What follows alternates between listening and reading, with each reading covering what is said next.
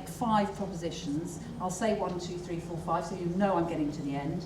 And because I'll probably go on a bit, I won't re-summarise. But my first point is, everything's probably obvious, the history of our education system from the 19th century to the present day, to the coalition, is the story, I think, of the constant reinforcement of educational inequality. And what's complex about it, and this particularly applies to the coalition, or it's a particular twist now, is it's often done in the name of equality.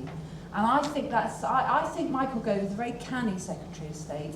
I mean, any Secretary of State who can go to the leading public school in this country and talk and bemoan the lack of social mobility is a clever man.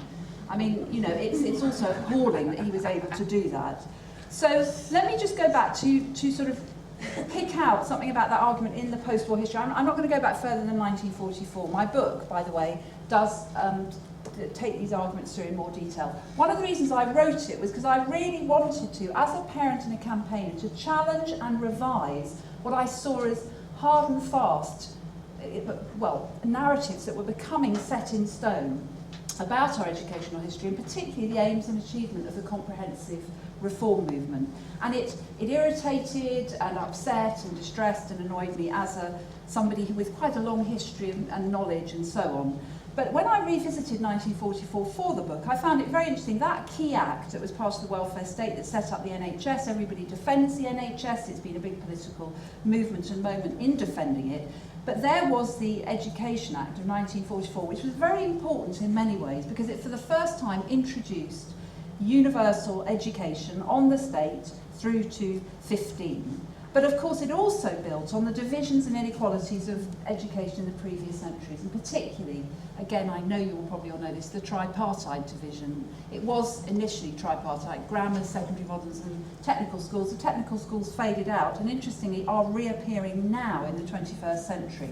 So 2 points about 1944. First of all, it was a great lost moment in terms of the public schools. It was very interesting to read writers that I admire hugely, Graham Greene, W.H. Auden, Robert Graves, in the 1930s, analysing very lyrically, that's why they're great writers, George Orwell, why the public schools were failures. I mean, they were failures in terms of their curriculum, they were losing pupils, losing momentum. And in fact, the post-war period, if there had been a more brave or bold or radical movement, they could have folded in the public schools that were historically weak into the state system. And having heard Pasi Sahlberg yesterday talk about Finland, he stood up, absolute throwaway line.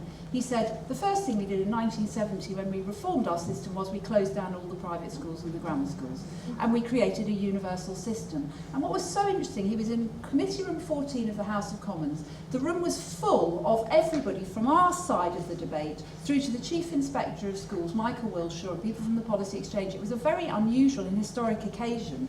Luckily the lights didn't work, so nobody could see who was there.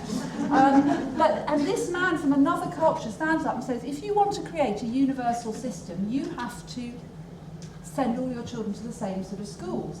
Now, if you say that in this context, you know, you're halfway to being lynched on Newsnight. So that's important. So the grammar secondary modern division, it was built on all sorts of terrible things. The work of Sir Cyril Burt, who believed social class and IQ were connected. He actually believed that education was an exercise in sorting children into the right compartments, that they were born belonging somewhere and you just had to find them the right path through.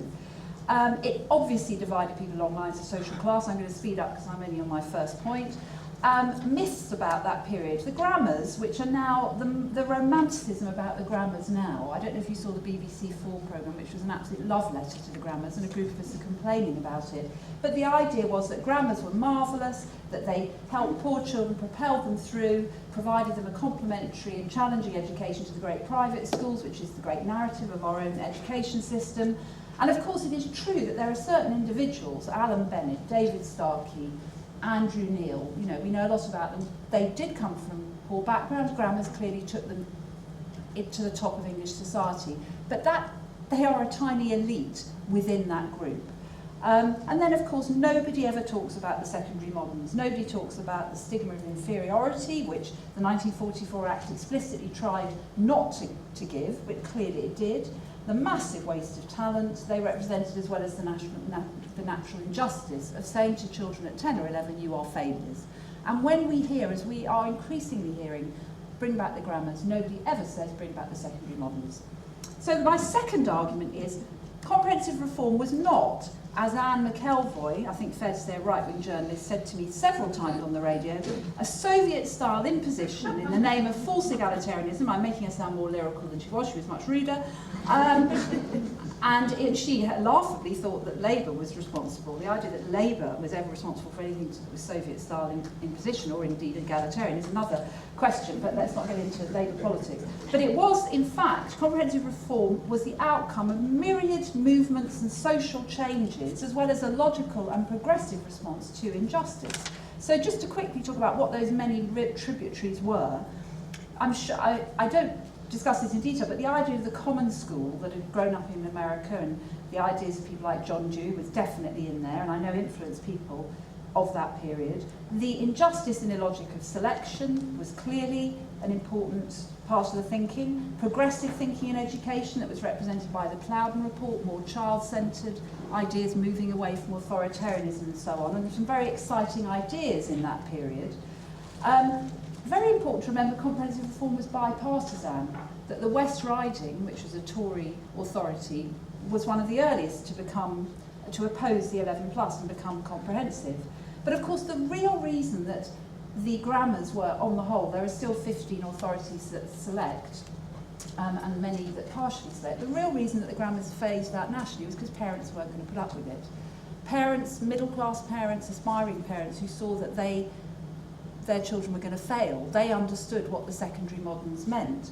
And Simon Jenkins, who's not known as a left-wing journalist, had a very interesting quote about how Edward Boyle, the Tory Minister of Education of that period, was torn limb from limb by Conservative voters, infuriated at their children who had failed the 11 plus. Now the Tories have not, political memory is a very long thing, and they remember that. So although the pro-grammar school argument within the Tory party is still bubbling away and very, very powerful, there's the other part of them that knows they won't be able to get away with reimposing it, and that's their particular struggle. Now, my third argument is that early comprehensive reform created and laid the basis for a fairer and potentially higher quality system. And it's, again, very important to remember that, because if you read the newspapers, if you type comprehensive into search engines, if you sit at any dinner party, you know, anywhere where somebody earns over £25,000 a year, you're just going to hear that comprehensives are a failure. And when on question time, any questions, I thought it was incredible. Stephen Twigg was on, the Labour Shadow Secretary of State. They asked a question, someone in the audience, I can't remember where it came from, and they said, do the panel agree that comprehensive education has been a failure? The audience clapped the question. And you know, that's how bad it is. And unfortunately, the panel members didn't do a good job of challenging the audience. So that, I think we accept, it's what I call the C word. It's become an absolutely maligned phrase. So let's remember that it worked very, very well. It worked well in many rural areas, it still does. Always worked very well where there weren't selective schools around, which is part of the central argument. It went hand in hand with exciting ideas about education, children's development and so on. In my own school, Holland Park, which is again attracts its fair share of insults, the Socialist Eton it was called, which is, you know, laughable in itself. But when I was there in the period of the 70s, and it was happening all over the place, just really, really exciting ideas about learning and connection across subject disciplines and so on. And the third argument, which is complex and we might debate, is I don't believe comprehensive reform did hinder social mobility. Adam Swift, who's an Oxford academic, has, with Vicky Bolivar, another academic, done a survey of the cohort of 1958, and they argue very clearly that actually comprehensive education did not hinder the social mobility of poorer children, which of course is the argument that the right using a selective reading of a Sutton Trust report about that cohort. So my fourth argument, I am moving to a close, is that no government, it was absolutely clear, looking at the governments of Thatcher, but really her education ministers, Keith Joseph, Baker, Patton, may have missed one out, and then New Labour, and now the coalition, no government clearly has been able to commit to a fully comprehensive system, in part because the implications for equality are just so profound. And Finland were able to do it, and now it's something that unites the Finnish society, because I asked them at a different conference, the right may have many disagreements, but they all agree that comprehensive education has been a success. They are the top of the international league tables. But here, I just don't think our establishment and those who want to enter the establishment, and there is an entrenched and widespread idea across classes of how our society should be organised. And the idea is we need an elite core who are drawn from the private and the top selective sector. They must be educated separately. And of course there is a very strong, it's always put in academic terms, but there is a very, very strong social element to it. I did a debate about what are universities for with a man called Jonathan Bate, who's just been made a provost of Worcester College, and these kind of things are obviously very important to people who care about that kind of thing. And he said universities are full of people who care. It's a rather monastic institution. Everybody wants to go and increase the quality of water in the third world, and everything is about learning. And I completely agree with that as far as it goes. But when I look at Boris Johnson and David Cameron and George Osborne, all of whom were at Oxford at the same time in the Bullington Club, I think we have to accept that these elite universities, like these elite schools, have a very important social function. And that is part of the argument. It's never made overtly, but that's part of the reason why we just cannot let go of this whole divided, stratified system. And of course, for parents who are left outside it, there's this tremendous fear. And I think the coalition have intensified this. It's all about you must get on the train. In a period of austerity, don't be left behind. Don't be a loser, be a winner. And there's different ways of being a winner in the coalition education policy, but definitely the private schools, Gove tells us they're the model through which everything should be followed, the grammar schools which are expanding, and so on. So what I tried to show in School Wars is how all the governments from the mid-70s onwards have, in very similar ways, subtly sabotaged a fully comprehensive system. And won't go into the detail, but give you the 5 ways. Selection never got rid of, and in fact infinitely and subtly expanded. Private market models increasingly coming in, both in selling to schools, the setting up of Ofsted, everything has been marketised, and of course the academies now, semi-independent models. Paradoxically, this has gone hand in hand with greater central control of education. So education is so politicised and controlled, particularly through league table accountability, and particularly now. Less and less trust in teachers, reduction of teacher professionalism, and now, of course, reduction of teacher morale. And of course, all of those, just to bring back to our Finland as our contrast, are absolutely in counterpoint to how Finland have made the most successful system in the world. Now, the coalition, I'm going to say a few things. Fiona will talk about this period more. It claims to be acting in the interests of poor children. And I think the argument is that in the end, a few more Alan Bennetts and David Starkey will get to Worcester College, where they'll meet Jonathan Bate, absolutely delightful man. But they, I think, on the whole, will have a more unequal landscape. The grammars clearly support, on the whole, middle-class families. The market approach reproduces and intensifies inequalities. We've got huge budget cuts that no one discusses really politically in terms of education, and increased centralised control.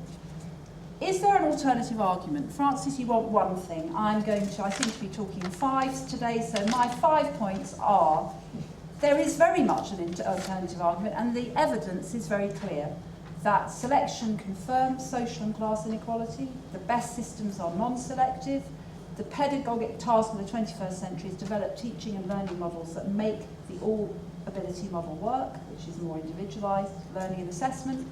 And if you're going to deliver education for the few, for the many, not the few, you have to involve the state, and you have to involve a middle municipal tier. And a final one, which I think Ed Miliband could make a great deal more of, I suspect he's nervous, is that schools clearly play a very important part in our communities.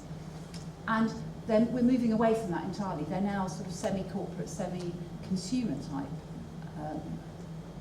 institutions, if this government has its way. But I think whether you're in an inner city area or a rural area, or Speak in Liverpool, where I went to visit the so-called worst school in the country, schools are crucial to binding communities together in all sorts of ways. And I think we should make that argument more. Thank you.